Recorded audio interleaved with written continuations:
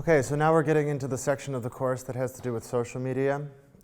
If you're not already using social media for your business, first off, I don't know how you even have a business, because a lot of customers won't buy anything unless there's some social media and website for them to look at. You want to have a history on social media that they can look back on that says, there's been a period of time that this business has existed and I can see the evolution of the company over this time. What's interesting about many communities is you can go back to the beginning and see how primitive their posts were, how almost naive or fresh or unexperienced they were when they got started, and then how they slowly worked towards a more professional appearance. One of the best places to see this is Joe Rogan's podcast. If you look back to the beginning of the podcast that he published, it was just him sitting in a room with a webcam. His friends would sit next to him and they'd crack jokes. And now it's the most professional webcast venture that there is. There's a certain type of identity you can gain from dealing in social media, a social proof. And social proof is such an interesting concept. Proof that you're selling a real product. If many people give you 5-star reviews, it's proof that other people have used it and liked it, so you probably will like it too. People really do trust reviews. People really do trust a collection of people to give them insight into a product. If famous or popular people are seen using your product, that shows that it's cool and worth buying. If you have a long history and still continue to be a brand, that must mean that you're worth buying. And these things are gimmicks, actually, that can be arranged.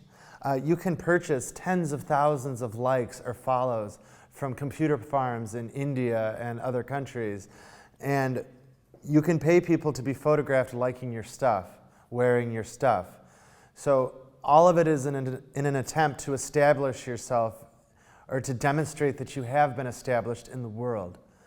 Of course, brand recognition happens over time. So if you are not fully developed on social media, you are almost not a brand. It's fundamental at this point.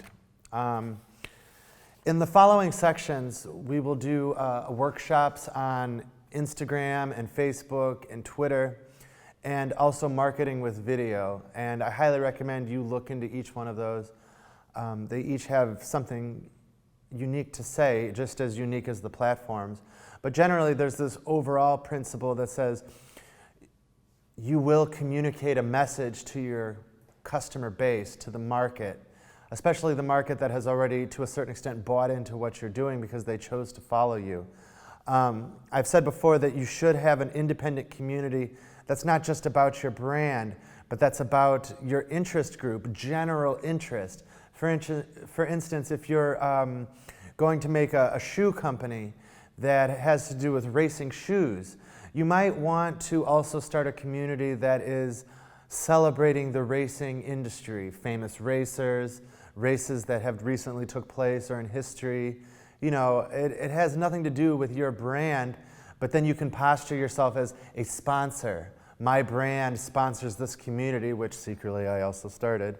And this is a good way to draw people in who are interested in the same thing. Probably people who follow a racing community are also either racers or racing enthusiasts, or maybe they just go out and jog and they'll like to wear your products because they're synonymous with a community that they really like. It's all about building a relationship with the client. So we're going to be looking at platforms. We're going to be looking at social media mix. You want to have a mix of your social media that tell a consistent story, but approach the public in a different way. Instagram is very photograph and short video oriented, and this has a certain attitude, and the community has a certain personality.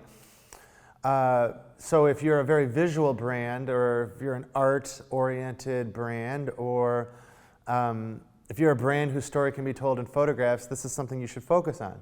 However, if you're a brand where, and why wouldn't you be, there's something to be said with the spoken word, where you want to be constantly messaging, or every so often messaging, then Twitter is probably something that you want to think about, because Twitter is much more about your message than about your photos or about your anything else.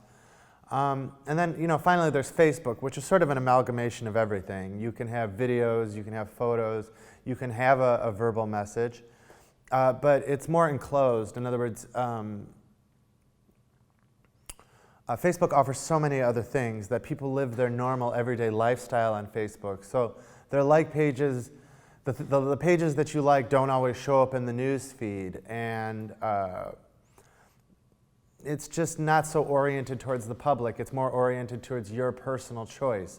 So there's an opportunity there to become more deeply integrated into the personal lives of the people that like your page or follow your page. But it's not so broadcast-oriented like Twitter and Instagram. And then, of course, there's your videos. And it's well said that videos get more customer response than anything else. And if you're going to be a video-oriented, or if you're going to use video as part of your message, you want to focus on YouTube, of course. Develop a YouTube channel, post all kinds of YouTube content. We'll talk about that in that section. And then also your videos are well received on Facebook as well. Facebook has a competing video provider to YouTube, and they have their own way of broadcasting your content to its followers that don't already follow you. But if they already follow you, then you'll be exposed to that video content through Facebook. One thing, for instance, is that if you post YouTube videos on Facebook, you won't actually get the video posted, it's just a link. And that is an attempt by Facebook to take a competitive advantage over YouTube. So you really want to post to both. That's just an example. And another thing that social networks provide you is the opportunity to advertise. Social networks know a lot about the people who use their social network, maybe too much. But it really benefits you as an advertiser to know this person has been recently looking at advertisements about racing shoes. This person has recently been looking at articles about races that are coming up, or this sort of thing. And so they know that you're somebody who's interested in it, and so probably you will also like to purchase such goods. So you're much more likely, after you look at some of this kind of content, to receive advertisements from Facebook. It's a little bit creepy, actually, from a user's perspective. It's like, how did they know? Well, when you signed up, they put a cookie on your computer that follows everything that you do. So they know exactly what to show you. Personally, in my social media feeds, Instagram and Facebook especially, I receive a lot of information about business and business concepts and business courses, popular pages, but also about music, because I like that very much. And then from time to time about other things like concerts and things like this.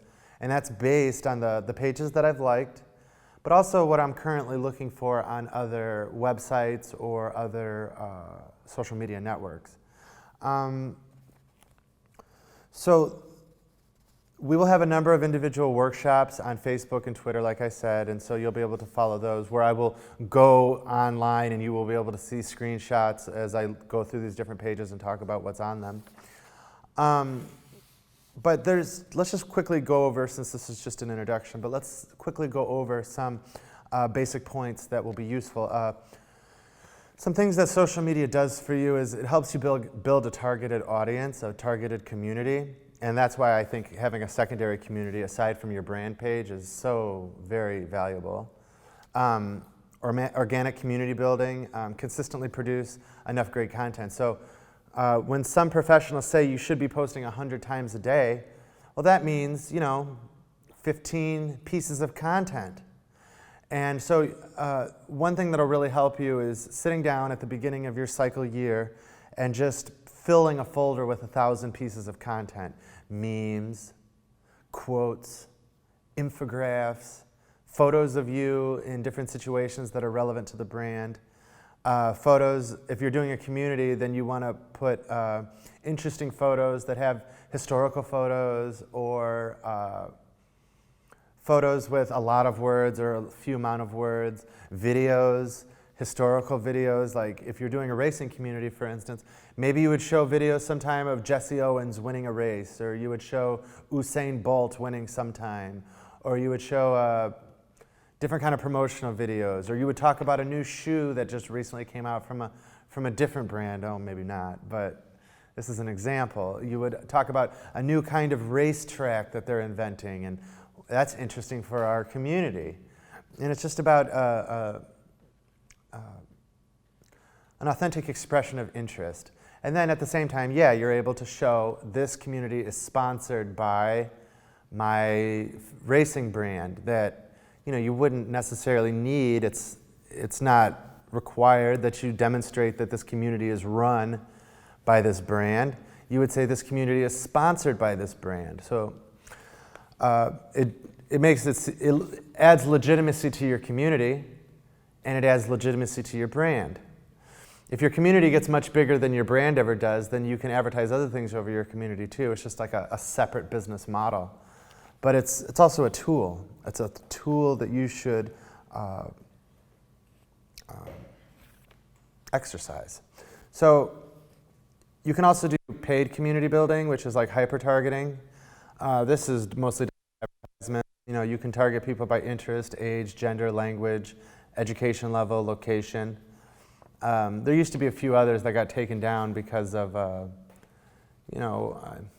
identity is a touchy subject. So then you want to leverage unused brand assets. Most brands have actually an extremely compelling story to tell, and they don't even realize it.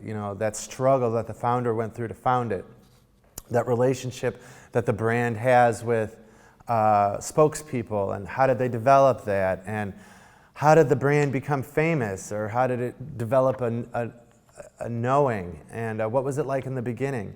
All of these things that people are very interested in, not just because they're interested in that brand, but it's because people are interested in how things happen in life, how things grow and change, and a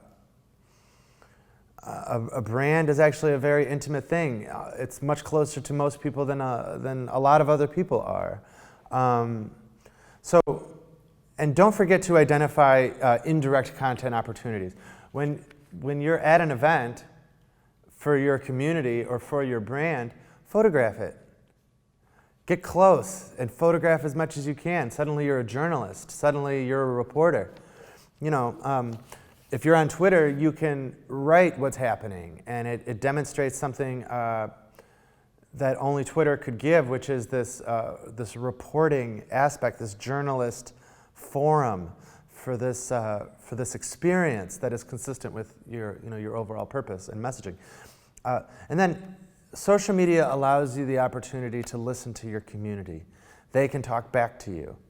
I really think it's amazing how celebrities and normal people interact on Twitter or Instagram.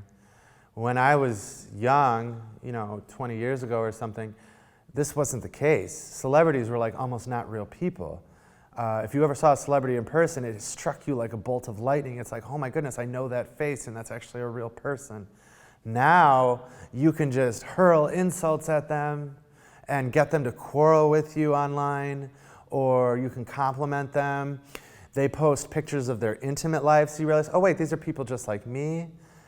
And it's true for brands too. It humanizes the brand. Suddenly you can show the people who work in your brand, and the people who buy from your brand can write you messages. And even if they're sending you criticism, I don't like your shoe because, oh man, that's a great piece of survey work that you just got for free.